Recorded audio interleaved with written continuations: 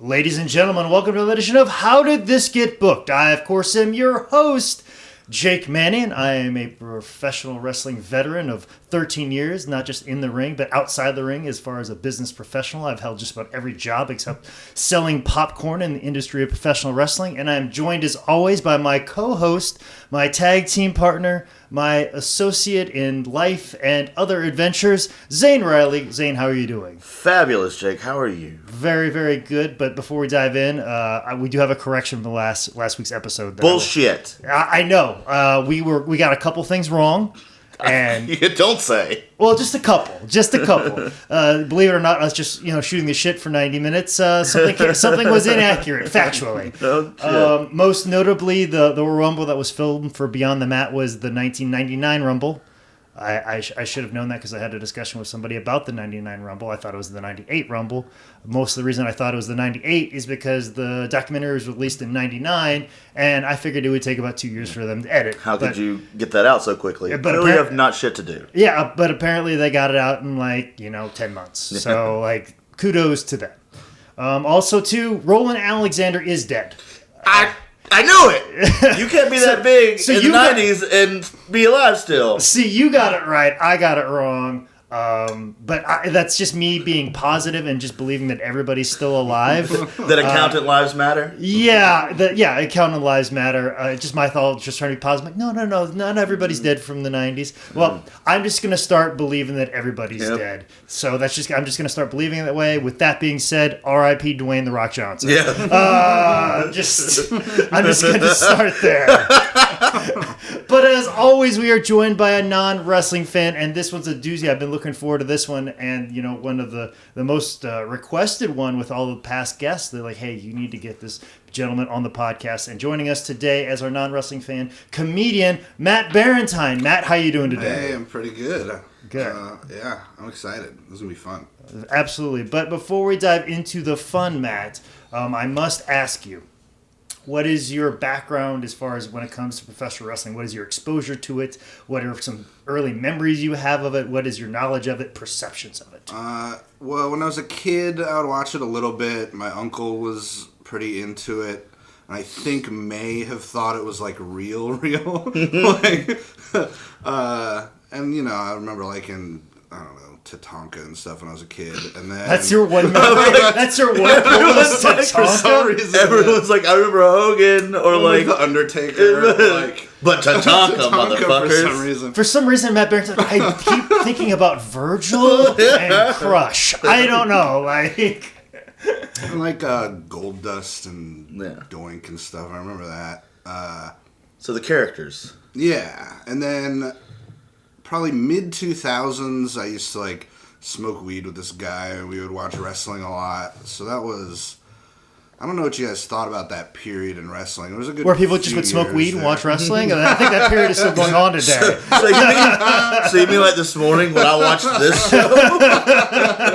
It's a long period. It's like a new ice age. It just keeps going forever. Shit's just kicking up again. This was it was right after... Undertaker stopped being a biker and went back to being spooky. That was around there. So it was a few years there where I was fairly regularly watching Raw and stuff, and I got kind of into it. I was into Shawn Michaels and Rey Mysterio. Anyone who did high flying shit, that's the most fun to me. So that would have been was that the New Aggression era? I don't know what that. And that would have been whatever was right after Attitude. The era they tried to make us believe that Evolution was the new incarnation of the Four Horsemen. Yeah, I got that. Or just as important as the Four Horsemen. Ric Flair was there. It's got to be right. Yeah, it's just as important, right? But right, this show is fits probably somewhere in a blank spot in your wrestling memory during this time. A little bit. A little bit. Yeah, maybe not an exposure, but you've seen mostly. Probably WWF production, but you're seeing now something on an indie level, which is a little bit different, as you probably see, especially during this era of... I've seen a little, TNA and old ECW videos with dudes bleeding all over the place and shit, but I've never seen anything quite like this one. No one has! To put it mildly, I tried to look up information about the show or this promotion, and I actually stumbled on a fan fiction website. Oh my god! So LaLa and Joe, the stud guy, like just getting it the fuck on? Not necessarily that type of fan fiction. I didn't know that was. I don't know what thread. That's most fan fiction. Yeah, I don't know what thread you're looking at on Reddit, but like this was like somebody had like a fan fiction fed, those e-feds or whatever. Oh, you mean like booking it? Yeah. And it was, but anyways, the promotion we were discussing and the show that we were discussing is Pennsylvania Championship Wrestling. Is a show that took place in Wind Gap, Pennsylvania on May 16th, 1998. This is the second night of Pennsylvania Mania, which the night before, I believe, was in Reading, Pennsylvania. This is from a VHS collection that was purchased through highspots.com, which most of you probably, actually all of you probably saw this show on the High Spots Wrestling Network. So we thank them very much for allowing them to stream the capability for watching this episode. And if you guys are stumbling in, like, hey, I didn't get the show, but you can see it very easily by logging on to the High Spots Wrestling Network. We have a promo code, which is... HDTGB. But if you're this far in, you've already watched the show, and you were pretty pissed that I gave the promo code to you now. So you can hit my guts later. Suck it, nerds. Suck it, nerds. The attendance for this show, I estimated roughly around 400 to 500 people. Yeah, that's being very nice. Yeah. I think my calculations guessed it like at 390. Because I count the chairs and stuff like that, but there's a lot of gaps. It was 500 chairs in attendance. So I'm guessing it's probably somewhere in the 400 range. 500, I believe, is being very generous. Well, there's also like always a shit ton of people hanging out at the concession area, and it's like every time someone walks in, there's like a ton of people just buying nachos. Are you talking about the concession stand area or the entranceway? I don't know because they're the same thing. I believe that gap births both crowds. Also, where the people come in, it's multifaceted. I like to say that they're just hanging out in like the men's room, and they just cut the men's room off for that day. I think that's where Alexander Graham Wright was trying to design. Was a multifaceted area. Yeah. So. But what were your thoughts on just seeing this level of professional wrestling, Matt? It was clear right away that it was in like a school gymnasium, which I enjoyed. I don't know. It was pretty. I was surprised at the quality of the wrestling overall. Honestly, like I don't have as trained an eye as you guys do, obviously, but I was like, it's actually like kind of decent mostly. There's some moments that are just woof, but it was pretty good. That was my big takeaway from it. I think was that like, I mean, I know Edge is, he's probably my favorite WWE guy as far as like acting. I think he's a really funny dude. And stuff. So it was cool to see him wrestle back in the day. That was pretty awesome. Yeah, and that's I think the really interesting thing about this show. There's a lot of hits and misses and guys that made it and guys that didn't, and it's pretty unique also too in the sense that I keep referring to this other show where they're jealous of us and doing all this other stuff. Yeah, but I wonder if this was taking a shot at ECW. It is because like halfway through they make a full on ECW like fuck you. Okay. Yeah, and that might have been when I was checking my Instagram and I paid attention to the show. I was real high, so I had the real good ears going. Yeah, because a lot of the commentary was very, very muffled and stuff like that. But they kept talking about that. And I do know, and I did the research on this, that ECW Matter of Respect and an arena show, which are always like the most important things in ECW history, are the arena shows. And of course the ECW arena was only about 85 miles away from this particular location. So within an hour and a half, like if you're a Pennsylvania wrestling fan, you're going to want to be at the arena. Yeah. So here these assholes are shitting on them. Exactly, drawing 500 people. Yeah. Only half the crowd. They're drawing 500 chairs. Yeah, because the arena could probably only hold about I think like 1,000 at the way it was set up at the time. Yeah, I think it was like just over 1,000 or something like that. And of course, this drew just under 5, probably. But let's just dive right in, chronological order, as we always do. Match number 1 is Chris Kruger versus J.R. Ryder. Joe Rules comes out and says the most offensive thing you could possibly say, you people. Yeah. I still stand by that statement that you people is the most offensive thing you can say on the live microphone. You can't get away with that shit nowadays. No, you can't. You can't call people you people. No. No people, you people. No people, you people. Yeah, you can call white people anything. Which is mostly what this crowd is. I would say roughly 100% of this crowd was. Oh, yeah. There were no others in this 4 check. black dudes I saw at one point, and that was it. And Boogie Woogie Brown was all of them. He represented all of them. Every one. Oh, well, we'll get into Boogie in a minute. But Chris Kruger... he's from Hollywood, I guess because he's wearing a Planet Hollywood shirt. You know, like people from Hollywood like them do. Like those people. And Joe Rules talks about his submission hold, which is the Hollywood Minute. Yeah. Which he did not invent, right? I've seen that submission before. Very familiar. Way to pull from your annals of memory of history. Yes, that is the sharpshooter, or as otherwise known as the Scorpion Deathlock as well. It's been done a time or two. Yeah, and I can't remember what Ricky Choshu used to call it as well. So, and the thing they call it the Hollywood Minute, it's a submission hold. I thought it was a Texas Cloverleaf. No, I'm pretty sure. Okay, I don't know what I'm doing anymore. I'm pretty sure it was. I give up. It looked a little bit. No, I got the video. We'll keep talking. You know what? Now that I think about it, there was something weird he was doing with the arms. You might be right. Yeah, I think it was a Cloverleaf. Okay. But nonetheless, still didn't fucking make it. All right. No, he still didn't come up with. Yeah. But it still concerns me. I'm not trying to back this dude up. Well, listen, we've already started off this episode with 2 corrections. I don't want to start next week's episode with another correction. Just blanket everything. It was either a Boston Crab, anything leg related might have been it. Well, listen, my friend. I'll just say you're right because I was wrong last week. Yeah. It was a Texas Cloverleaf. Dean Malenko did it. Next week's correction is going to be, oh no, it was a sharpshooter. No, Jake was right this time. Yeah. So if you're right and I'm right... We're now back to 0. Exactly. We're back to 0. So if we just argue with each other, we'll be okay. Which, the name alone, if it takes a full-on minute to make a man submit to this move... right. It's not necessarily... Well, it's like the 5-point palm heart exploder from Kill Bill. You know, once you take 5 steps, you're done. After you've been in this thing for a minute, you're done. I'm guessing. Yeah, of course. Mainly because your hips popped out of place and you can't physically move anymore. Yeah. Well, and the guy tapped right away. They built it up as let's see if he can last a minute, and he tapped immediately. It's like you guys set up this dramatic thing and then just bailed on it completely. You did not commit. You knew this plot was very dumb. But overall match, whatever. Pretty okay. There's going to be a whole lot of that, of just the matches are kind of whatever. Yeah. It's situations and people around it. Also, my main note is that he looks like Ted Nugent. And is there a term for the faking, I'm in pain? Is there lingo for that? Sell. Yeah. I didn't appreciate that guy. It's like he learned to sell from the Three Stooges. He did that thing where you lie on your side and walk in a circle. He did that. I remember that now. I do that all the time, my friend. And that's a killer. I got a great gif of me doing that, sir. And he got a lot of likes on the internet. So hush your mouth. He also went whoop, whoop, whoop. I was like, that is... literally from the Three Stooges. Yes. All right, guys. And then some of the times he did those oversells. He almost fucking killed himself.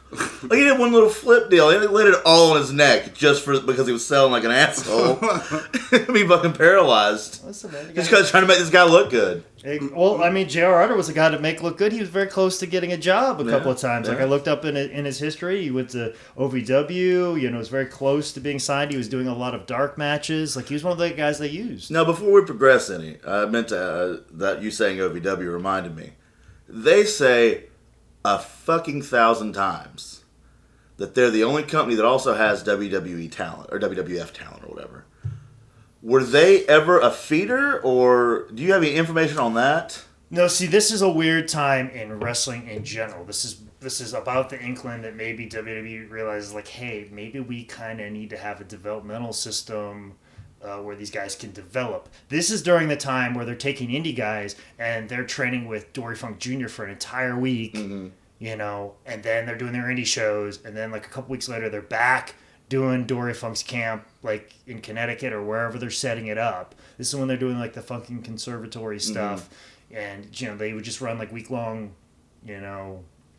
not really tryouts, but camps, hey, there's what you need to work on, and then just let them do the indies all around. This is also the time where Bret Hart had guys coming over and training at his place. This is when they're starting to get the inclination of hey, these guys need a little bit more training. We just can't pull them from the indies. We just can't do what we did in the 80s of pull somebody from a territory, and the indies, aren't really the best place to learn how to wrestle on WWF television. Yeah. And of course, just pulling people from WCW can only last so long because we're trying to get younger and newer talent. So it's this weird thing they haven't really figured out. They haven't opened up Memphis yet.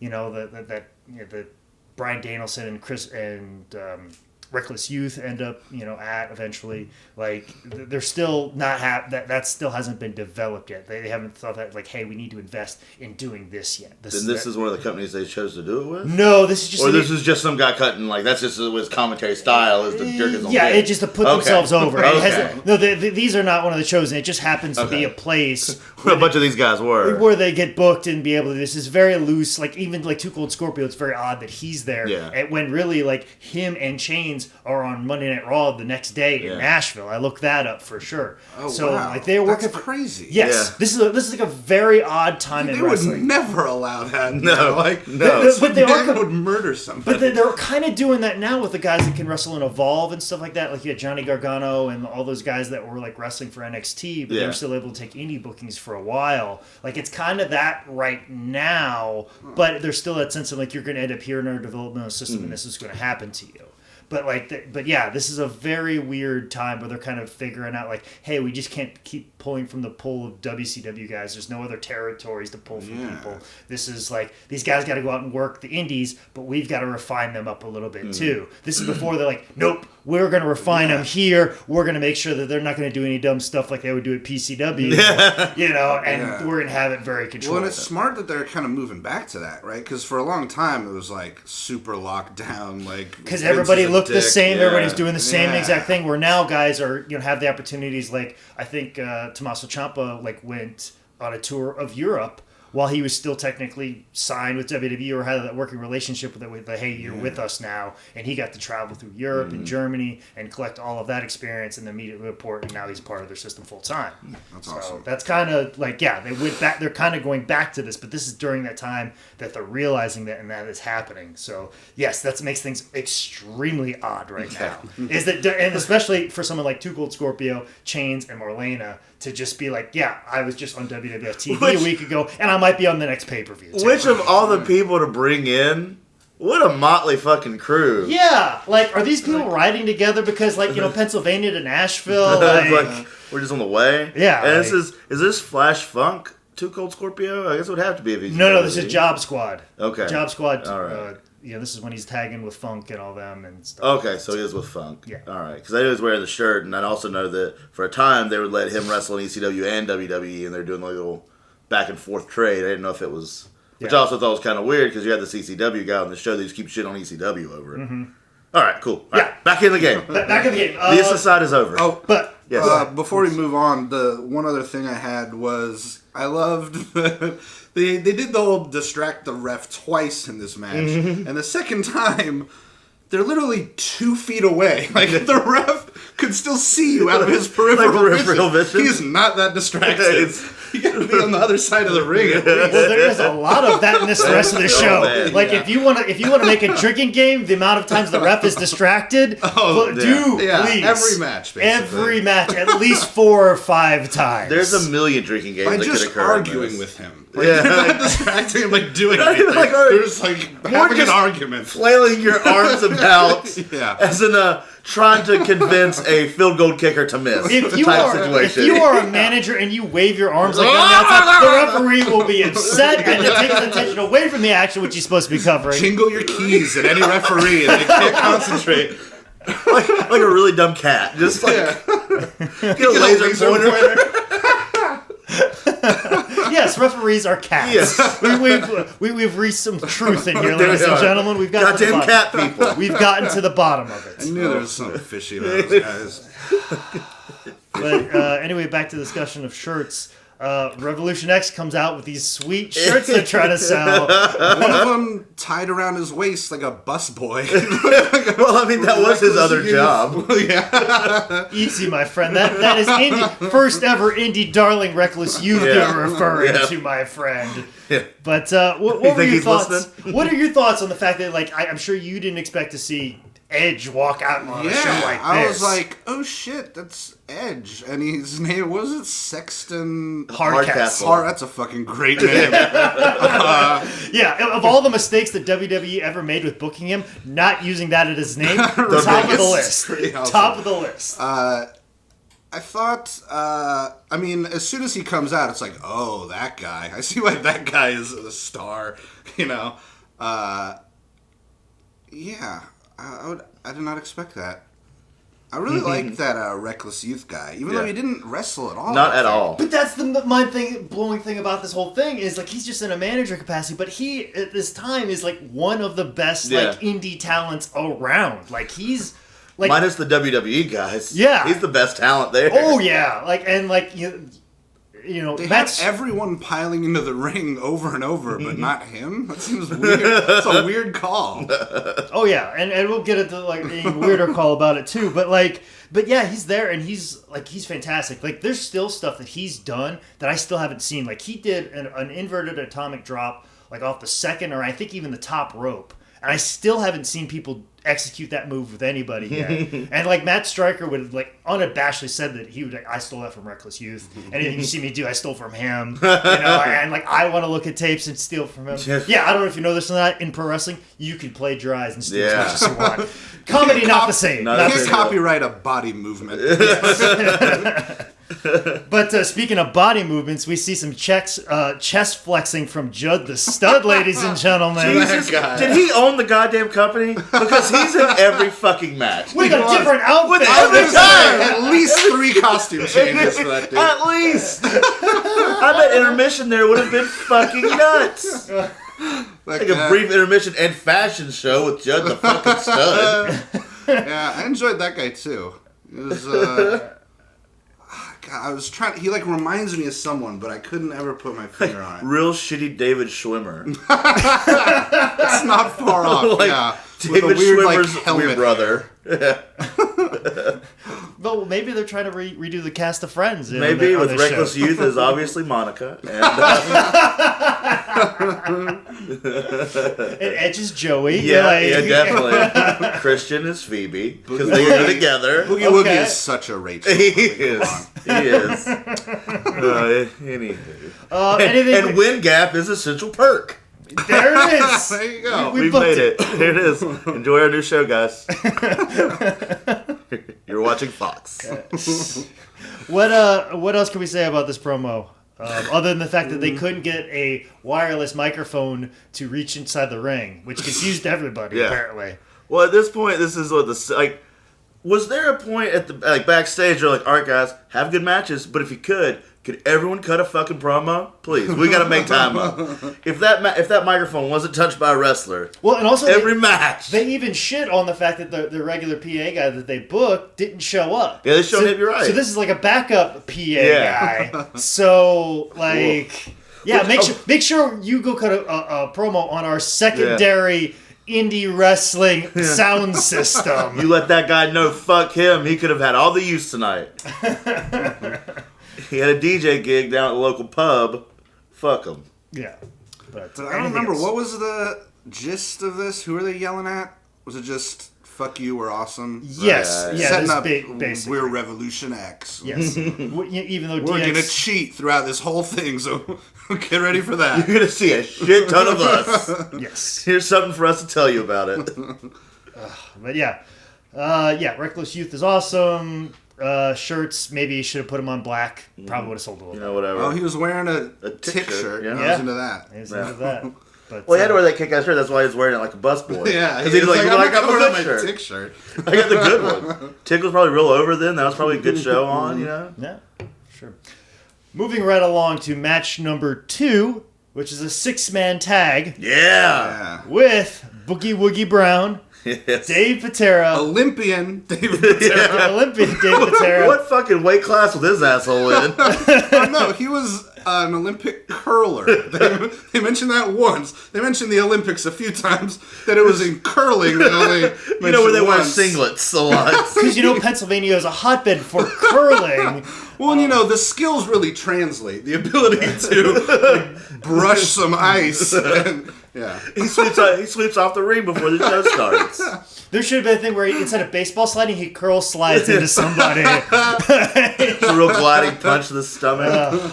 And of course, also their tag team partner is Pat Shamrock versus Joe Rules, Mr. Ooh La La, Monsieur, and Colonel Jihad Hussein. Colonel Jihad. Who was dressed like a fucking football player. Can we talk about Colonel Jihad? Okay, please. so I was so prepared for some horrible racism. This is pre 9/11 too. So we're allowed. Free game. Free reign. So, okay, Colonel. So I'm picturing like an Iron Sheik thing, or he's gonna have like a military uniform and a fucking beret, and he comes out and he just looks like any Armenian guy at a pickup basketball game. He's wearing like sweats. It's crazy.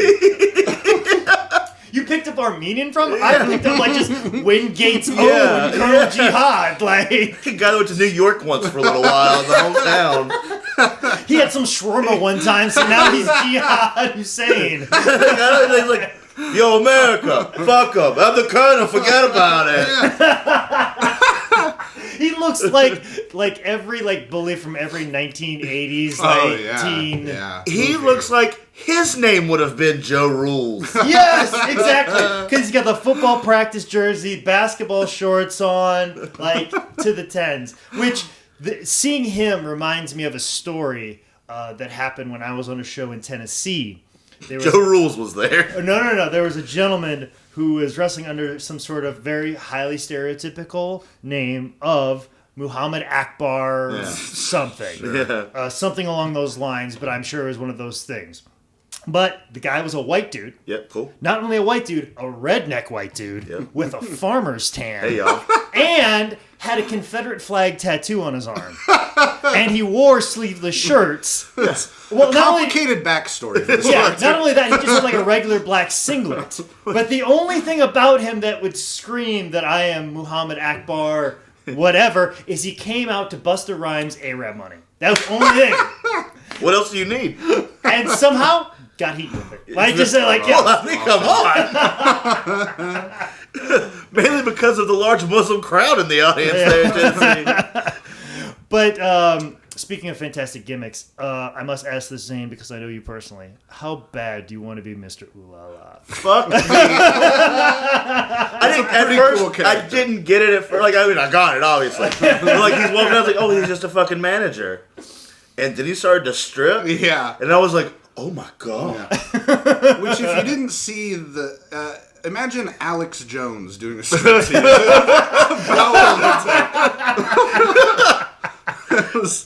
I was like, I want to wrestle this man every fucking day. Then I want to be him. I might switch over. So you know how George South took on Mr. Number One. I'm going to take on Mr. LaLa here on the waning end of my. I mean, let's hear your French accent, though.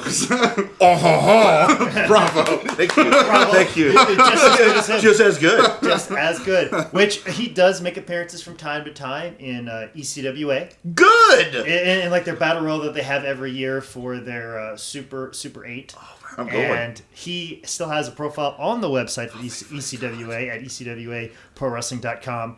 And he labels his finishing maneuver, and I quote, "I usually get pinned."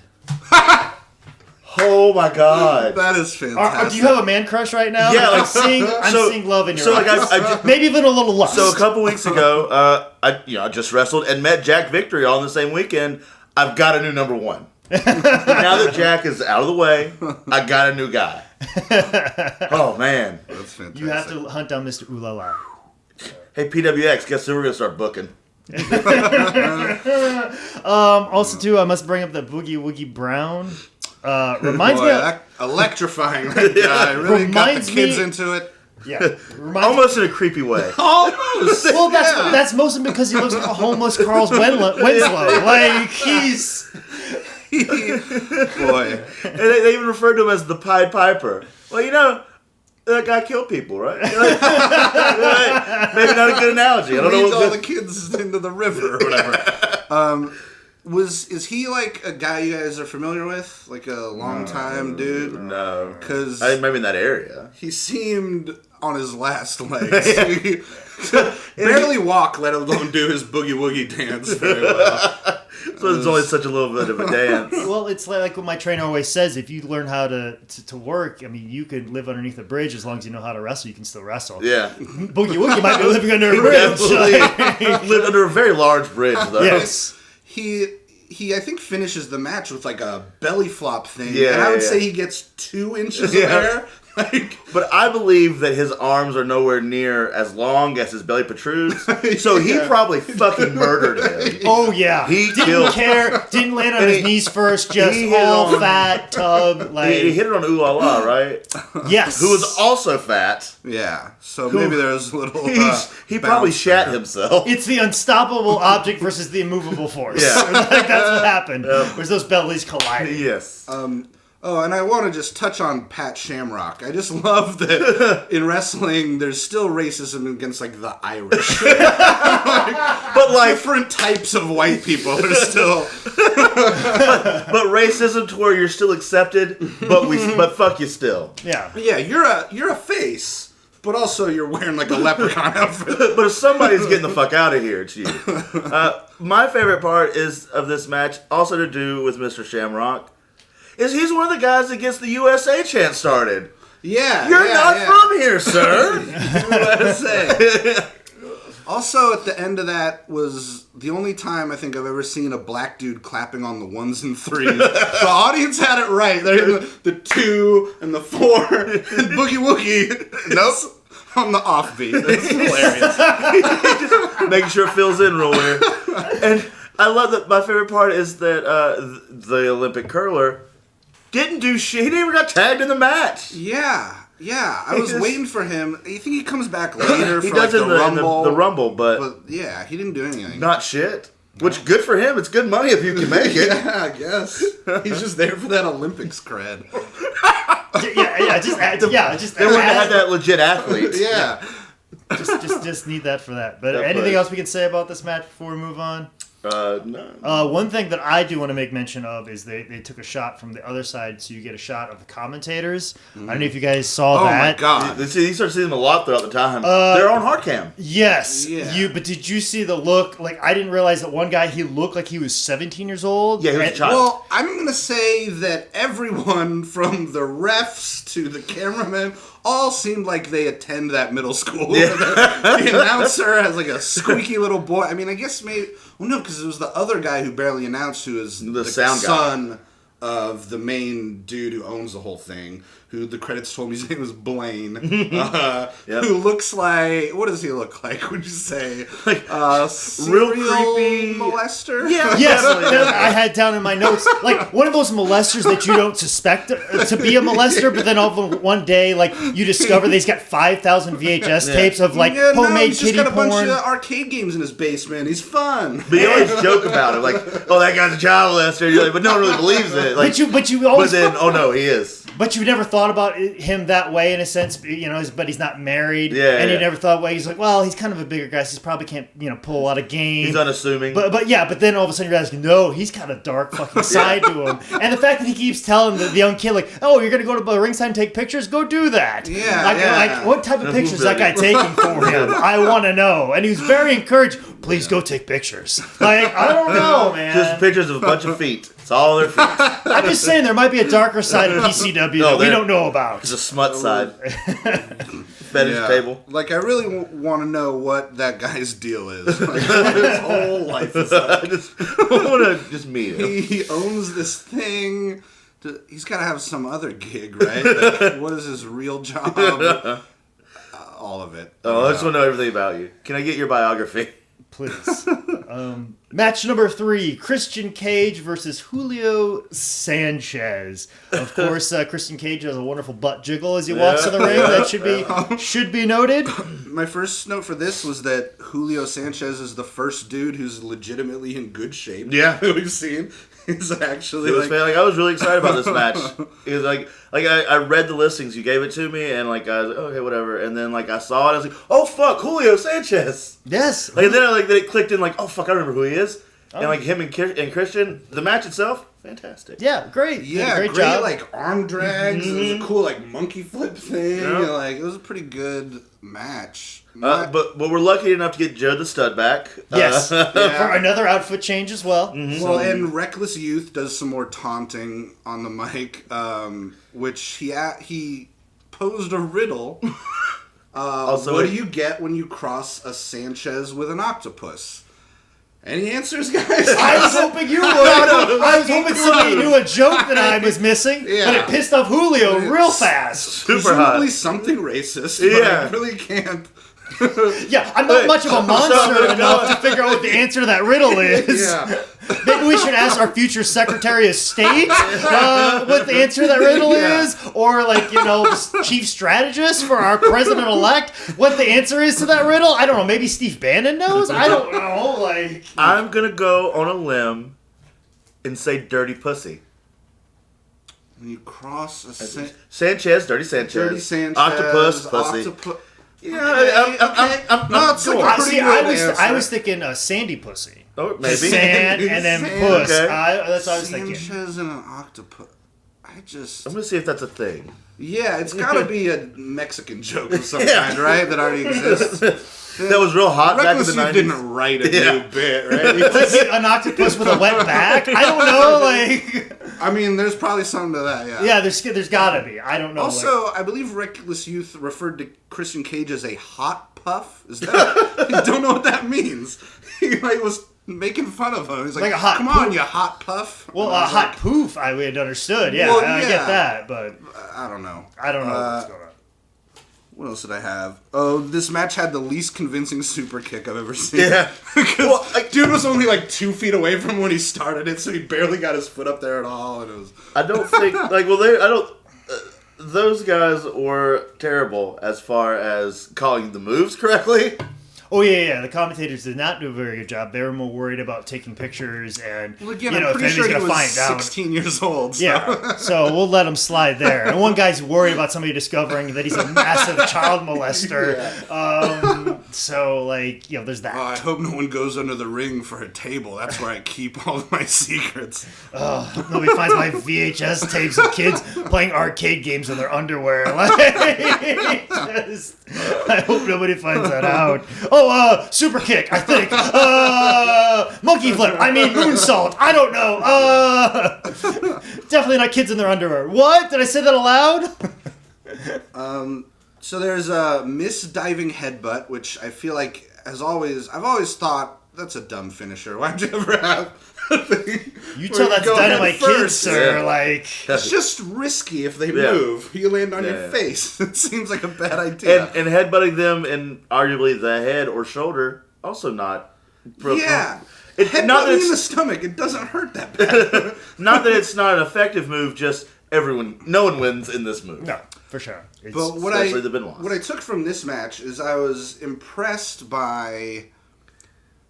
Not by this match, by WWE is pretty good at not completely telegraphing how a match is going to end. And I feel like almost every match during this, it was pretty clear what was going to happen. Yeah. You know? Well, and that's the thing. WWE is like Taco Bell. It's still the same 5 ingredients, but they keep combining it in new and fantastic ways. Mama money later. I think Vince McMahon was very proud of that statement. Somebody finally gets me. He's going to put you on a book. Yeah. I'm going to hire him with Freddie Prinze Jr. to write promos for John Cena. Yeah. God, that would be the best to write storylines and stuff. Mm-hmm. What a great... Bob Mould used to do that for the band Sugar and Husker Du. Really? For years, he was a writer. Oh, wow. Insane. I love that. Yeah. But, decent match. Liked it. Great match, good. yeah. Not a whole lot we can say about it. Moving right along. Match number 4. The Darksiders versus our old buddy Jihad doing double duty and Armageddon. Doing double duty tonight, bruh. Who's the heel turn of some guy named Blue Thunder. Yes. I guess he was a stalwart in that area. I've seen him on some other Northeast VHS tapes, and I'm sure he'll make a couple of other appearances on how this get booked in the future. I'm not sure. But so wait, Blue Thunder was Armageddon was once Blue Thunder? Is that what we're gathering from this? They're referencing the match the night before where he betrayed his guy, and so now he's dressed like a Mad Max character. Okay, I thought they were saying that Ace Darling's moniker was Blue Thunder. Well, actually, let me make a correction. It was not Ace Darling tagging with Glenn Osborne. I was wrong. It was John Rock. That's right, yes. I thought when they said John Rock and they said the Darksiders, it was Rock and Rebel. But I looked at it, it doesn't look like Rock and Rebel unless Rock and Rebel really got really shitty looking in 2003 because Rock and Rebel everybody should know him, at least if in old CZW fans and Northeast Wrestling fans. But this guy does not look like Rockin' Rebel, but like the Wikipedia said that Rockin' Rebel teamed with Glenn Osborne and this is Darksiders, but this guy does not look like him, but we're going to just say John Rock. I thought it was Ace Darling because from a distance it looks like Ace Darling, and I know he's about that time of Blue Thunder and all those guys, so I was wrong on the match listings that I gave to you guys, so I apologize for that. But we can't mistake Jihad. Nah, he's there. Like, still ready to get picked up for that game. But the fact that, like, hey, if you're going to have anybody do double duty on this show, let's get old Jihad to do it. You know, well, this was the big dudes match, right? This was the one with like all the tallest, heaviest guys. Well, and I think that they were complaining that Primo Canera didn't show up. Yeah, who we also had on the show. We've also had on him in the show. So he might have been at ECW because that would have been about the time that. I think that's where they started to shit on ECW. Yes, like by name. Because that's what maybe got me thinking that maybe one of the like Primo was like, no, I'm going to go and see if I can get a spot with ECW. I'm going to blow off this guaranteed booking, which would obviously cause them to shit on them for doing that. But ECW at the time was going to get far more notice because I don't think this tape has seen the light of day past High Spots Wrestling Network. Since really May, the only people that have watched this has been us three. Yes, it's not on YouTube anywhere. Like, no, it's just exclusively on the High Spots Wrestling Network. So he made the right decision. But yeah, Primo probably would have been in this match as well. So I wrote down that this was the first time they used a chyron on screen to like announce the match or whatever. Because that happens later at completely inopportune times. Oh yeah. Like, this one happened at the start of the match. Yeah, it's like just middle of the match. Like, oh, and by the way, I forgot. Oh, fuck, let's put it on here now. Oh, okay. But I wrote down that this seemed like a heavyweight boxing match. That is to say, boring. Some big dudes moving slowly, like taking breathers in the middle of it. It bored the shit out of me. I don't get why they let Armageddon wear his goddamn shoulder plates the whole time. It seems like it's gonna pinch or something. Yeah, like not even like I wouldn't want to like shoulder tackle him. That would hurt me. Yeah. This shit's fake, guys. I don't want to get hurt. Well, and the thing is, they're trying to put him over as this dark turn of a monster, but he's got like face paint of like the Ultimate Warrior. Yeah, he's got these fake shoulder pads, and then he takes that awful finish from John Rock, which holy shit, yes, which looked like the most messed up Razor's Edge power bomb. Fuck it, I'll give up halfway through thing. But the fact that he even got a man of his size up is beyond me. Like, the smallest guy in the match got, like, one of the biggest guys in the match up on his shoulders like that. Don't know how that happened. You don't kind of see it until later, but I wrote that Glenn Osborne, when he doesn't have his face paint on, totally looks like a Glenn. Yes. He looks like what a Glenn should look like. He needed every bit of that face paint. He has a child's face on his big fat old head. Oh, that's great. He looks like he would be a Midnight Rider as a moniker. Mm-hmm.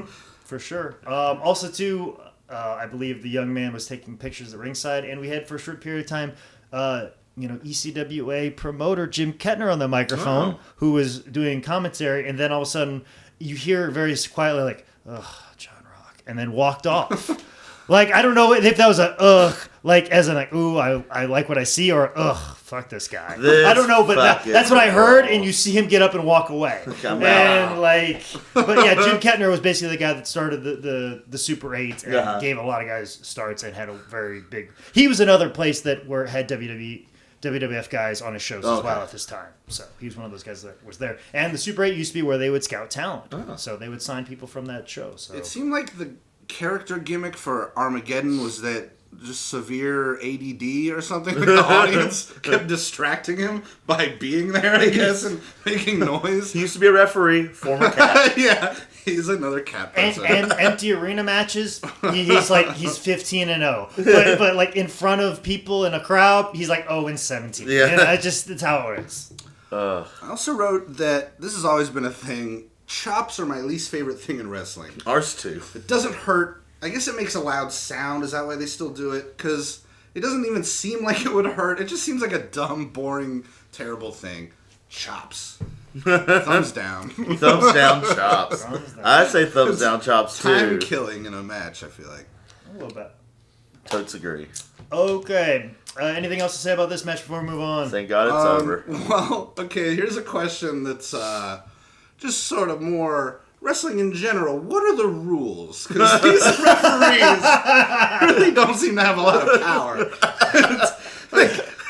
The ref sees him punch the dude in the balls, and he goes, "Hey, come on!" It's like, that doesn't seem like what the being passive aggressive. That's one of the things. When you put referee shirts on cats, my friend, what do you expect? How are we supposed to maintain order? I guess that's my point. Do these cats understand the rules? They seem almost disinterested in what's going on. Like cats. We've nailed it. They keep showing us their butts. People talk about lizard brain. Referees have cat brain. Cat brain. That's how it is. That is such a good theory. I'm pretty sure it's true. It's got to be. You heard it here first, folks. When the cat people come around, it's majority referees. Well, maybe the cat people won the election because we all know the lizard people just lost. Yeah, the lizards are out. We're running in a new era. Yes. Speaking of new era, we have a new match. Match number 5. Tiger Khan with Judd the Stud with another outfit change versus Lance Diamond, otherwise known as Simon Diamond, with Marlena. Really fucking good match. Yeah. For the most part. So luckily Stud's there so we can just hate him. Yeah, he's that guy. I really enjoyed hating that guy. I wrote down that Tiger Khan looks a little bit like Kanye West. Yeah. Tiger Kanye West. And then it felt weird. It seemed like they were trying to avoid showing Marlena's face. Like there were so many shots of her with just her hair over her face. That big ass debutante hair. Or from below where all you can see is her chin. It was very bizarre. Well, she was very much a part of the WWE. Yeah. So she had this is between her Pillman angle after he passed away and right before she comes back as a part of PMS, Pretty Mean Sisters. So, she's just kind of in flux right now. I'm like, yeah, I'll take an indie book. Yeah, why not? With Too Cold Scorpio and Brian Lee chains, why not? I'm begging them both. I'll just ride. Yeah, I'll ride along with them, and we'll drive together to Nashville next day. Yeah. So as soon as she came into the show, there were a bunch of creepy things. Yeah, super creepy. Talking about, why don't you go take a picture of her? Yeah. And I guess they're charging the punters $10 to have a photo with her. I'd pay $100 for a photo with Marlena. It's just as creepy when you say it. Yeah. And then there was some line about oh, she's not that type. She lets her men do the talking for her. Whoa! Literally said out loud. Welcome to 1990s professional wrestling and our views of women, ladies and gentlemen. Some lady would have whooped his ass had that been said today. Listen, guys, it was before 9/11. Yeah, Okay? 9/11 really threw everything in a tizzy, as we haven't had a lot of cat people lately. And so this was where, halfway through the match, the guy remembered, I'm supposed to put a graphic up that says there it what is, this match is. It's in the middle of things. I got busy staring at Marlena's tits. But if I'm not mistaken, they had brass knucks, but it really kind of looked like a big round silver thing. I was thinking maybe it was a roll of duct tape. I was say, anybody got any nucks? I got some duct tape. I'll make it work. And you think they would make something out of it? No, they just here's the roll and they still use it. My favorite part was the matches won through a distract the ref and cheat kind of thing. I forget what it was exactly, and then the announcer, not the child, Reckless Youth came back. But the announcer guy who owns the whole thing was like, that scene, we're going to have to check the tapes on that. I'm like, what are you talking about? They're right in front of you. There are no goddamn tapes. Yeah. Look, I think it's dumb that baseball doesn't have an instant replay. Maybe wrestling should get in on that. Because I feel like there's a lot of cheating that goes, unpunished. There wasn't a lot of distractions here. There's 500 people here that could tell you shit went south. Yeah. Well, I think this show in general is a perfect example of that when we make that core case for that. So, but which they were able to use the really sweet editing skill of double screen. Oh, which was great for each other. So watch, you could tell it's a guy turning a knob. Yeah. Changes the size of the split screen. That was awesome. VHS to VHS editing stuff you could do. Fucking cool. But you can't throw a little bit of instant replay on here, guys. You ain't got that technology here in the PC dub. Let's recall this play. Let's see. it seemed like someone brought a weapon into the ring. Yeah, that's it. And then somebody ran in and like reversed the guys around. It was reckless youth. Yes. Oh, was this the match He where he cracked the literally belt. like dragged him Yes. over? Yes. But And, but Lance Diamond was on his was like face down, and he rolled him over. He's like, "Oh shit, that's not a pin." I gotta go back, bam, bam. Yeah. And then he said, "Suck it," and got it. Suck it. Ah. Yeah. I got enough time to get this in. All right. How will I know when to turn the ref around? I'll tell you to suck it, and then I'll get out and you turn Yeah. around. Then you can do that for sure. Otherwise, pretty decent match. Yeah, very good match. Anything else you got to say about it? No, I think so. Okay. Well, let's move on to match. The Marlena promo was a bit odd at the beginning, where she was like, "I'm not going to be with Judd the Stud. I'm going to be with this guy who's a big old mountain of just whatever," and and just let it go at that. It's like whatever, and then just bopped off. Well, what's weird is because like She was gonna say mountain of dick, and then she was like, "Man, we're in a middle school. This is yeah, can't really say that. And also too, like, you know, Simon Diamond, Lance Diamond, he's with Dawn Marie in real life, and Dawn Marie is at the ECW arena, and that's why she couldn't be there. So that's And they even said this guy, when they were in the middle of it, they were talking about him having Marlena, and he goes, "He's had them all. He's had Dawn Marie before, and now he has Marlena. God damn. Fucking all these girls. Yeah. Get it, Symes. Yeah, get it. Which, good for you for getting Dawn Marie. Good on you. So then after this match, there was a little interstitial with some rockin' terrible guitar. With that phone number. A lot of pick scrapes, not a lot of real guitar playing happening. So bad. But And it's in there forever. Yeah. It never went away. It's like, are we just going to watch this for 20 minutes? Because we're winding down on this pay-per-view, guys. well, I mean, this is before pause buttons. Yeah. You know? So, like, you really got to leave up there so people have time to grab a pen and No paper. shit. It was my phone. I'll call right now. Exactly. One of those type things. Match number 6, we have Fire and Lightning of Inferno Kid and Lightning Mike Quackenbush versus the New Nation of Immigration. Oh no. Matt, thoughts on the New Nation of Immigration? There are these two great elderly dudes through the whole thing, and one of them screams at one of these dudes, "Go back to Trenton!" Which is, I assume, a place in Philadelphia where a lot of Mexicans live.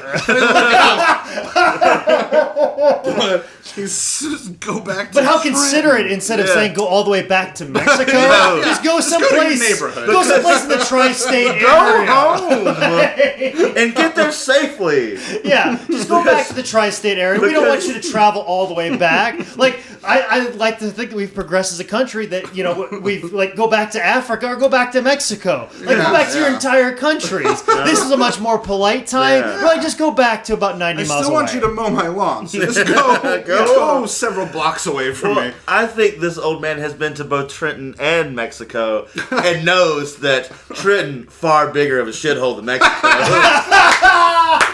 Yeah, you could go to Mexico City or somewhere cool. Like if you went back Fuck to that, you go to Trenton.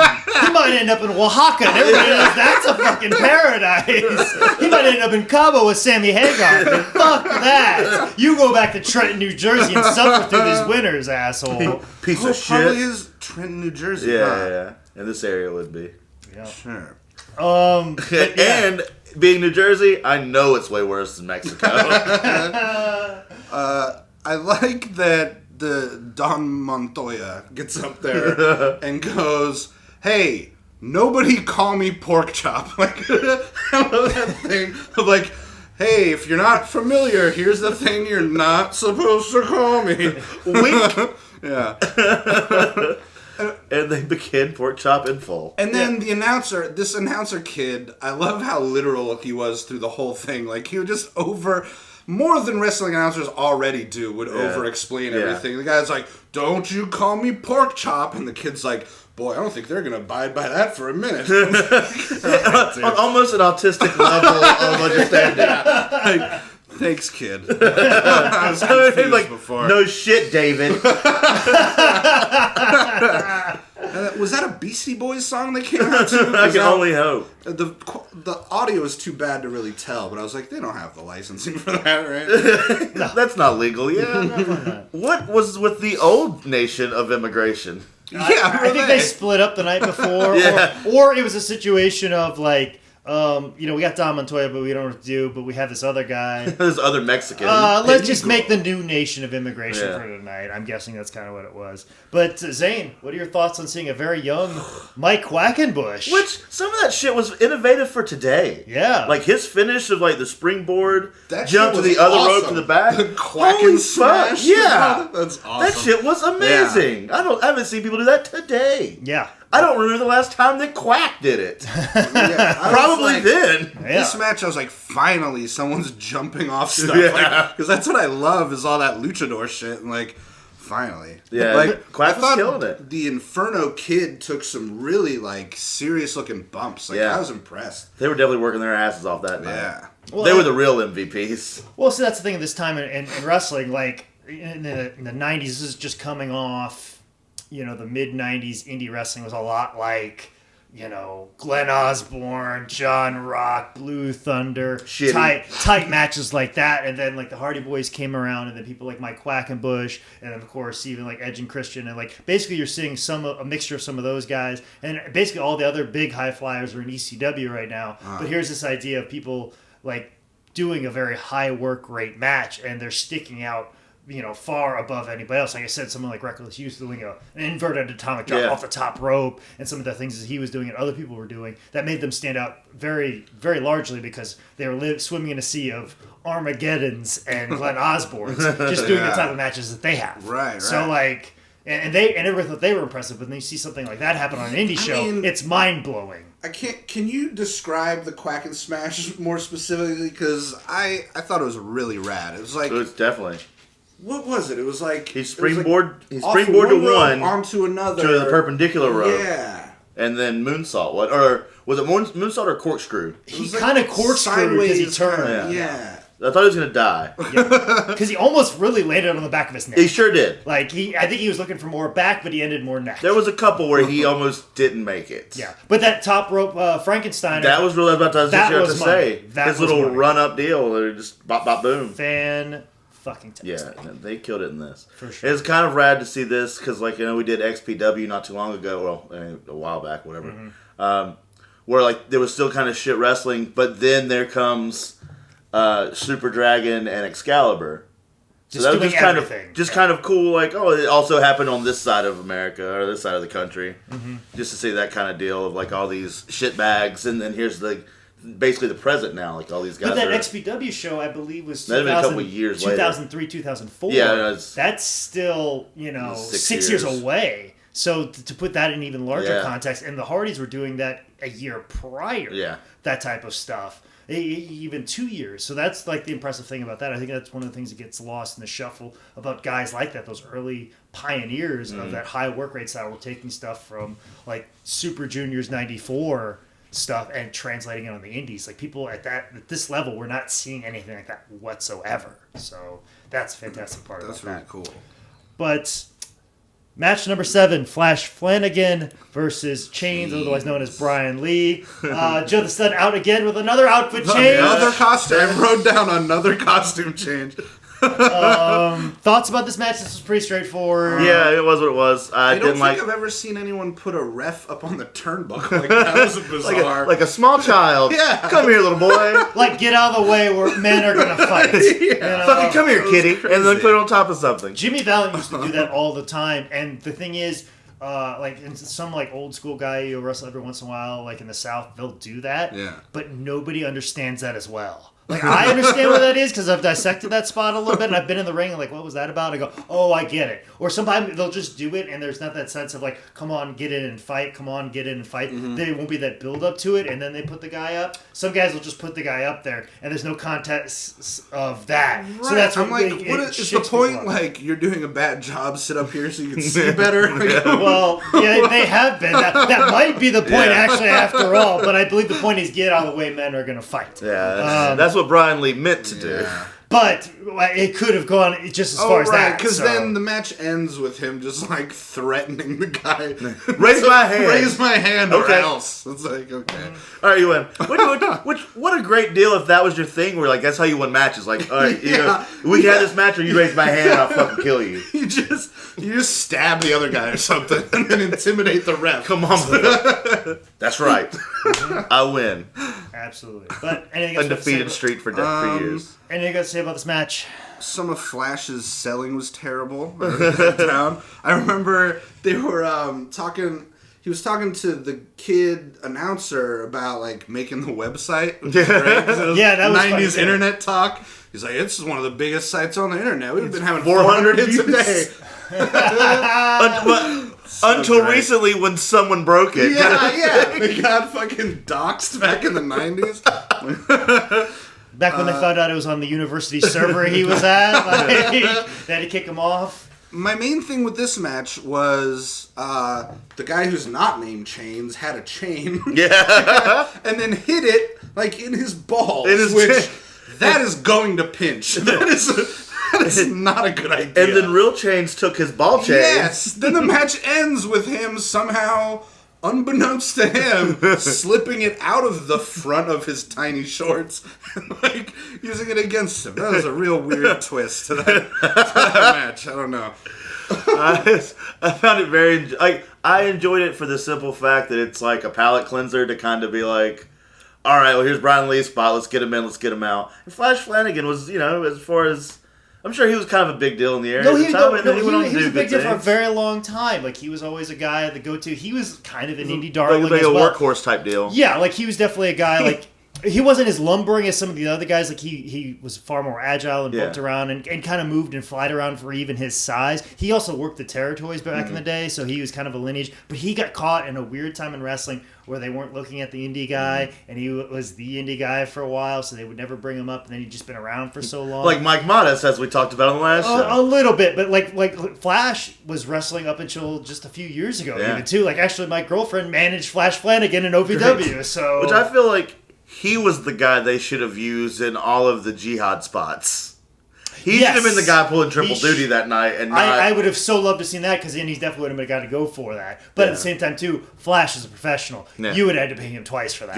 Good. Jihad, don't think so much. No, he brought that ring. He got his pay. Yes, he set that thing up. Exactly. Moving right along to match number 8, which is the PCW Royal Rumble. Battle Royale. Which moved along very fast. Very good. They kept that moving very good. When I heard Royal Rumble, I was like, fuck! Another hour of this show? But they moved it. It was like every 10 seconds. So 30-second breaks in between, and by the time they were even getting to the ring, they were counting again. Yep. The best way to shoot Royal Rumble style matches from one fixed camera angle the entire at the side of the ring. Mm-hmm. You couldn't see anything that was happening. It was great. Absolutely. First two people in the ring, of course, your man crush, LaLa, and of course Jeff Peterson. Is that a guy? Let me tell you about Jeff. He was very good. I'm going to for a kid that was in a trainee. No. Let me explain to you the story of Jeff Peterson. If you've heard of like lore. There is. No, that's actually his wrestling name. He was born Demon Seed. He changed it to Jeff Peterson. Thanks, Mom. Crazy ass hippie parents. Satanic hippie parents over here. Hippie Demon Seed. It's like having a great last name like Feuerbach and being Manning. You know what I'm saying? You got to tone it down for the plebeians a little bit. But Jeff Peterson, he is the nephew of Jim Kettner, of the guy who ran ECWA.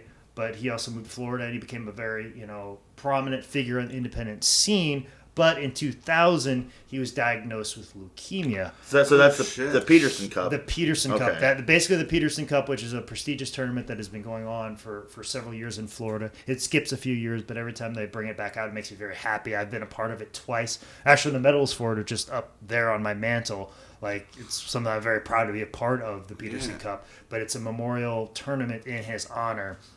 This was 98, so he probably was undiagnosed at this point. It was a few years before it even happened, but he passed away in 2002. So Jesus. I was impressed with that kid. I was like, who's this little skinny dude like rocking? He could have been just as prevalent as Mike Quackenbush on the independent scenes and all that thing, but this is him very early in his career. Jeff Hardy for some reason. Yeah, this is very early in his career. Just a recent graduate of WrestleTech, which is ECWA's like training academy and stuff like that. So he, this is very early in his career, but this is before he became, the person, it became known, and then of course he passed away before that ever happened. Yeah. So, that's cool that he's like a remembered guy. Like that's really awesome for sure. But another guy that is probably less remembered is Mr. Saturday Night, who comes in. It just looks like a dude from the crowd. Yeah. You mean not Disco Inferno? He's immediately knocked out, too. Good. And then he should. Because I think he was a fan. Rightfully so, he should be eliminated immediately because I think a fan was walking the ring. If your fucking name is Mr. Saturday Night... That's a pretty good name. And you can't do the fucking hand wave or the dance. Yeah. If you can't do those two, get a new fucking name. Yeah. Maybe you should. Yeah. Like being Rob Van Dam, but you can't do a fucking kick, you know? My problem with Royal Rumbles is it's a lot of vamping, right? Yeah. It's a lot of chops and... Yeah, it's a lot of time killing and... Well, that's the thing. That's what I don't understand why they put this on the show, because like you have Joe Rules and Mr. LaLa, and they do the thing where they're going to jump down on the apron and I really liked. That. Yeah, that was genuinely funny to have like the two worst dudes be the last ones. You know, you don't often see a pear-shaped man like Joe Rules in wrestling, right? Do athletic endeavors. That was kind of a funny bit. I enjoy that they ended it that way. I love that it took him so long. Like, he had his entrance, and he was just slow as shit walking around. They called the next guy before he even got to the ring. How great would it have been if, like, it took him, like... So he got introduced, and then everyone passed him the rest of the way, and the match went to fruition right as he's getting in. He's like checking his phone. And he just chucks the last guy. Victory. I feel like a show that Zane Riley's going to be got the pencil on. We're going to see that. Well, I don't see. So I'll be torn if I'm going to do the Joe Rules, also related to Ja Rule. Joe Rules. I meant to bring that one in earlier. Of the famous Rules family. I don't know if I want to do the slow walk in or the double jump off. So if I could get the two to work at the same in conjunction. Oh well, here's one for you. I had a tag team with a guy in Southwest Virginia, and we had a blindfold battle royal where we all had like these sacks over our head, but we could see. And the whole idea is like we were the tag team champions, and the thing is we were like bumbling around, and then you grab somebody and you fight somebody, because you could do that in a battle royal. But it could be your tag team partner, you don't even know. So that was the thing, is we ended up eliminating each other. We get on the ground, we pull the blindfolds off, and I was like, oh, it's you! Oh. It's still one of my favorite things I've ever done. Yeah, that's awesome. So, that happened. That clever Virginia shit. Exactly. Stan Lee show. Of course it was. Of course it was. Which saw Stan Lee at WrestleCade this past weekend, a couple weekends ago. Walking around like a Mr. Saturday Night. Like, yes, like he would have been a far better Mr. Saturday Night. He had like a paisley fucking button-up shirt. Oh, you mean just in his street clothes? Yeah, in his street clothes. Yeah. But before like a fucking medallion, like a deal. Yeah. Like, it was great. For sure. But yeah, I don't really know why they put this Rumble in there. I don't know if it was to kill time. Probably to finally put Joe over for something. I'm guessing that's what it is. But, like, I don't know, because they were in Reading the night before, so it's not like they had to kill time for Too Cold. And they said that Joe Rules won some match the night before, too, so I guess maybe they're doing a thing with him, you know? He's getting a push, finally. They're strapping him to the rocket. They're going to send him to the moon, you know? That guy, This week it's the Rumble, next week it's Too Cold Scorpio. Mm-hmm. I mean, between that body shape and the weak chin, he's a pretty good heel. Yeah. Fuck that guy. Get out of here. You pear ass. What's your pear ass? Now it is time for our main event match number 9. Too Cold Scorpio with Marlena versus Sexton Hardcastle with Judd the Stud for the 5th outfit change of the night, ladies and gentlemen. Take that, Jimmy Hart. So much vinyl. Too Cold, of course, dancing out to the ring, and then Marlena dancing like a drunk white girl on the outside. Which like she's about to catch that dick. And then which, by the way, Too Cold allegedly has a very large one, so she didn't need both hands. Whole mess of cat.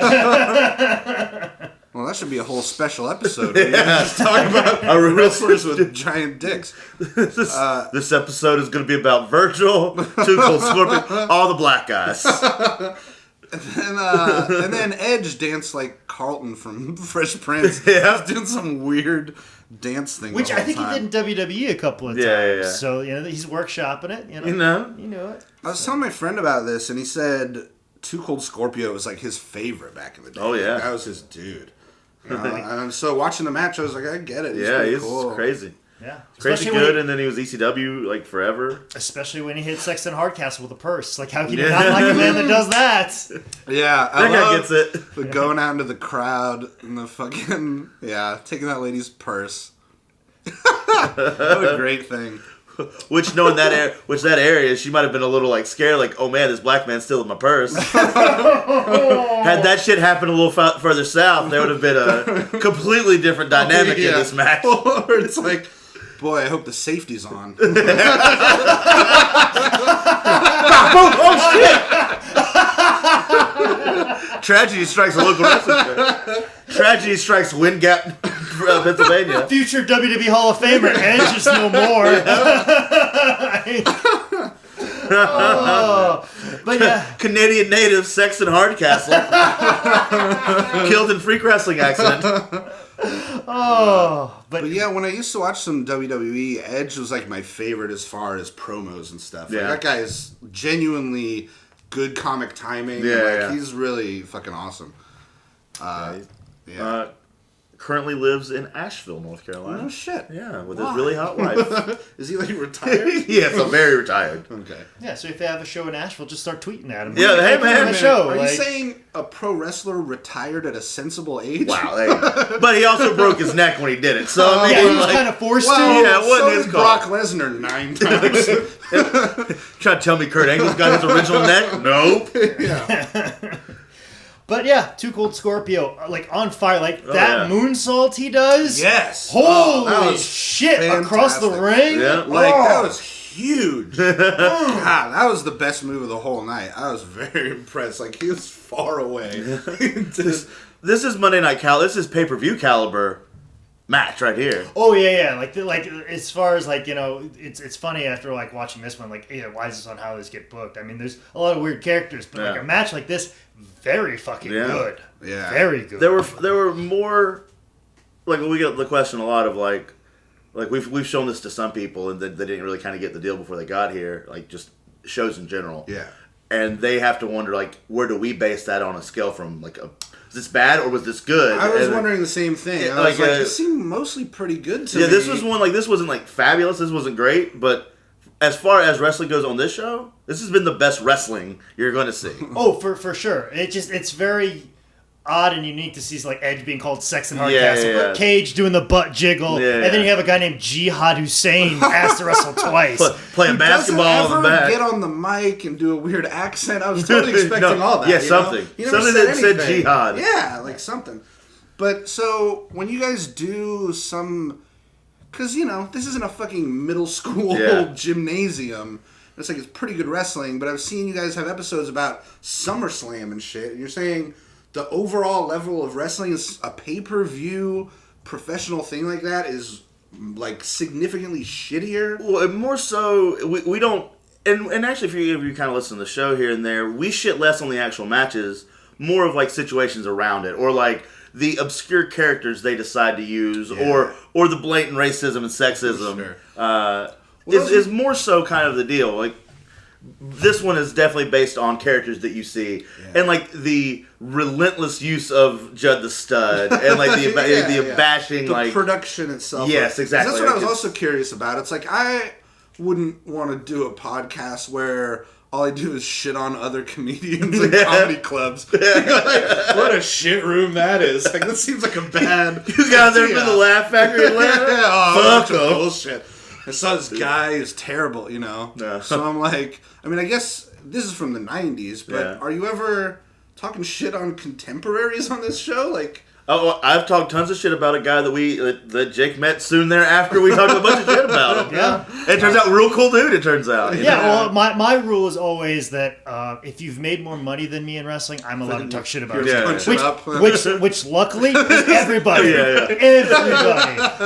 But I don't want to, like you said, we don't want to get people to just like talk shit about it. Yeah. But the idea of like there's, you know, the matches are pretty much usually pretty good when we see it, but there's like these odd circumstances. But like I said, the fact that you have a future WWE Hall of Famer, you have someone like Too Cold Scorpio, you have matches of this caliber, but then you have someone like Jihad Hussein. And LaLa and the fact that the entranceway is basically the entrance to the concession stand where the people come in. It's just all about the beauty of independent wrestling. Sure. Is a show like this is happening out there somewhere in the world. I could be on a show dressed as the Man Scout Jake Manning, and then there's someone like Eddie Edwards on the show, and then there's a guy who's dressed as a clown, or somebody that's ripping off another gimmick, or there's something other dumb thing that's happening on the show. Like, what was that about? Or somebody will miss a spot, or something will happen, or the sound guy he didn't show up, and there's no music to the show. It's the fact that there's the wide variety of weird and different things and the amalgamation that it comes together.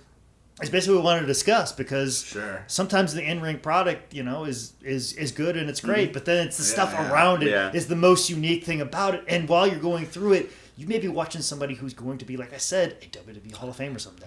Yeah. And in the middle of the most what I kept unusual thinking during this match is this dude in a few years is going to be one of the biggest dudes, and he's in this middle school basketball court or whatever. A few months. Yeah. He's a few months away from being on WWF television. And I believe Christian, it was in October, joined him as well. Well, and they were saying how Too Cold was currently tag team partners in the WWF with somebody. He was on Raw that next Monday. That's so crazy. Yeah. That's awesome. The thing about this is just insane that this show even happened, you know? I mean, I guess it's kind of like comedy. Situation. It's surprising how small the world is once you get to it. It's you could probably go hang out with Mick Foley if you wanted. You know what I mean? It's he's an accessible comedy, person. you start meeting people, and it's I'm 1 degree away from the most famous comedian. Yeah. I assume wrestling is kind of the same. It's a small world. Yes. Yeah, especially at this time. Yeah. There wasn't a million indie places everywhere. The internet wasn't around to the extent of which it is today, the instant product, here it is. Yeah. And indie darlings weren't a big thing. The guys weren't making a ton of money on indies, so therefore you had 20 bucking around. Yeah, you know what I'm saying? You didn't have a bunch of little guys like that. You had guys that were making actual money because finding a guy that was actually trained that could do a good job was very hard to find. Sure. So but that's just the so beauty of now this. It's a lot easier to find. What did you say? With the internet, you could find all kinds of stuff. Yeah, you know what I'm saying? It's far more accessible. Sure, and you can buy rings and stuff like that. There are more capable people now than there were then because there's more little indie leagues and stuff.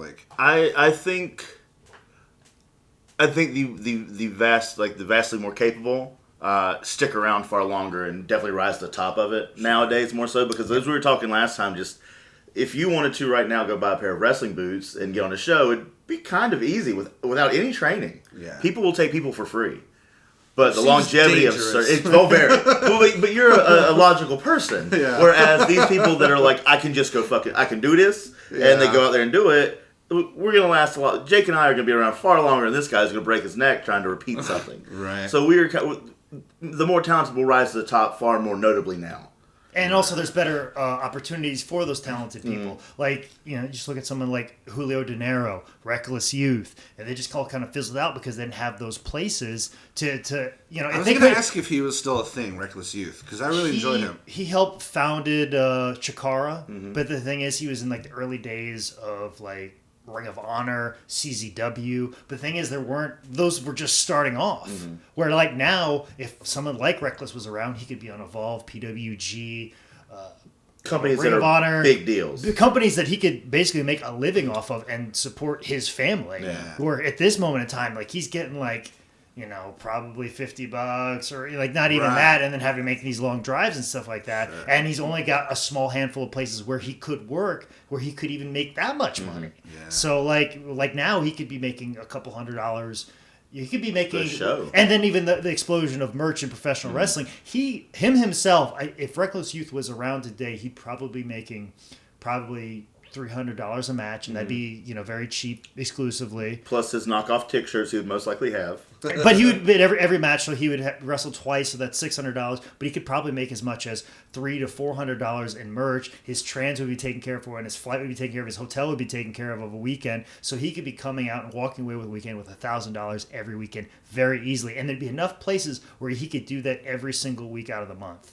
And he would only have to pay for food, basically. Yeah. And his natural living during the week. And then, of course, like if he had a girlfriend that had a regular job that could support the bills and help with the bills, he'd be doing even better. Yeah. Which I think at the time, like you could see his wedding ring, so he had a wife, and I'm sure she probably had a stable job or was going through college. Do you know what he is actually doing now? Is he like in the administrative side of things? He did an Art of Wrestling podcast with Colt Cabana, and he's pretty much he wrestles. He came back and he wrestled the show, I think, in the last several years. And that was like the first time you seen him, but he was still in pretty good shape. But I think he's mostly working a regular job. But his story is very interesting too, because he got hired to be in that developmental system. They first started in WWE, and he was it was not set up very well. And the guys were like basically making nothing there. And they were like, the WWE was trying to tell him like, you should just be grateful you're part of our first ever developmental system, even though they were wrestling in front of like 15 people. You should be glad for the exposure. And getting $25 and like barely making ends meet. And then he was one of the first guys to ask for his release because he knew he could make more money on the indies. Just doing shows like this and early days of CZW. Yeah. And he went out and did it that way. But like guys do that right now. Like Sami Callihan just recently asked for his release so he could go out and wrestle for the New Japans, wrestle for the WXWs, and wrestle all around the world in the CZWs and the Evolves, and to apply his craft. Yeah. And guys do that all the time now. And can do that now. Where he did it was a little bit tougher. But yeah, I mean, it's interesting that way. We also drop knowledge on this show. Oh, I can tell. We don't just shit on everything. Okay, we have a meaning at the end. Think about TNA and the ring and stuff. Because I liked the weird ring, and then they got rid of it.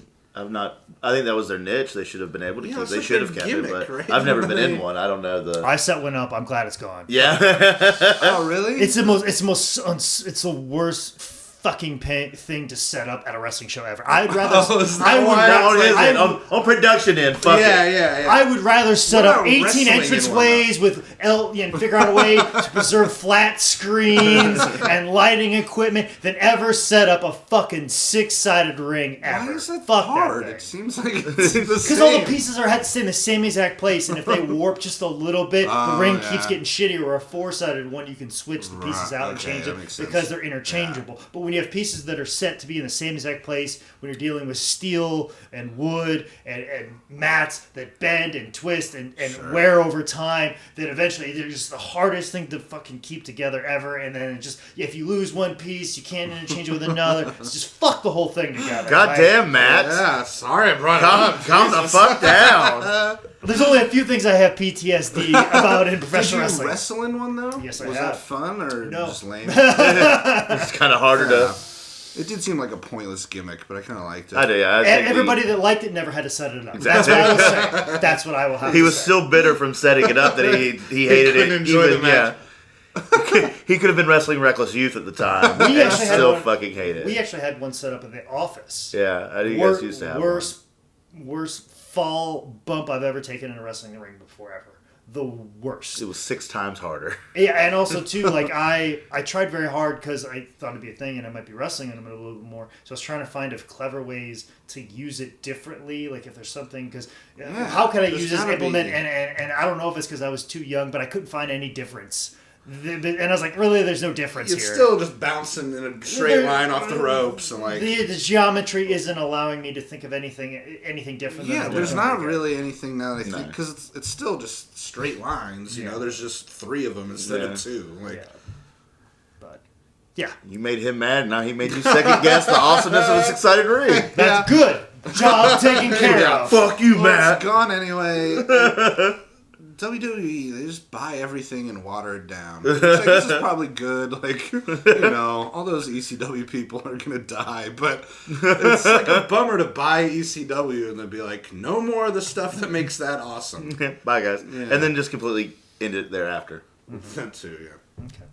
All right, anything else we have to say about the show? Would we recommend watch the show? I would say. I don't know. If we're really bored. It is rather long. Yeah. It is It's long. very long.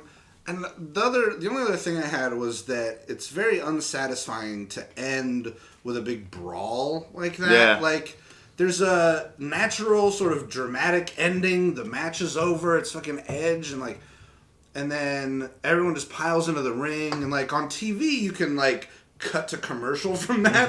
But this, it's like it just slowly peters out. And the credits run. Yeah, it was a very disappointing ending. With it being a single serving show to you, like you can't see what came of any of that. Right. Because there is the third night to Pennsylvania Mania. What? Wait, no, there's not. I'm about 100% there is, unless the VHS tape is mislabeled. Oh But, man! I think there is a second night, if I'm not mistaken. You mean a third night? Because this is a second third night. night. Yeah, because there is a night one. I think there's a third. one. Yeah. I'm almost positive there's a third. Okay. Yeah.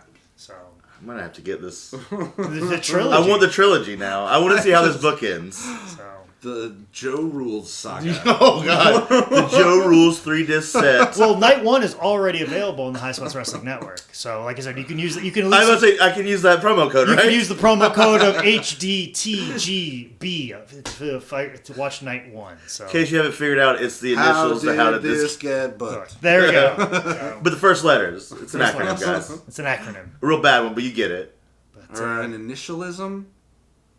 And it's an acronym is only when they make a word. Well, yeah, it's an Okay. acronym if you say it. If it's It's like scuba. right. Yeah. Right. But then, like, FBI is an initialism. Oh. I Okay, think. well, it's an initialism, guys. Yeah. We'll I'm what take you that call correction. a pedant. It's a very boring type of person. Well, as we wrap up here, this is going to come out just before Christmas, like a few days before Christmas. Matt, is there anything you want to plug? Social media, dates, anything coming up? At Smash Falcon on Twitter. I should probably change it. It has no relation to I my just want to actual know name. the story to that. I can tell you it's dumb. It's a thing where with friends, you just make up shitty nicknames for each other and stuff. And my friend Matt Allen, one day I called him Smash Falcon, and then I thought it was the funniest thing ever. No one else did.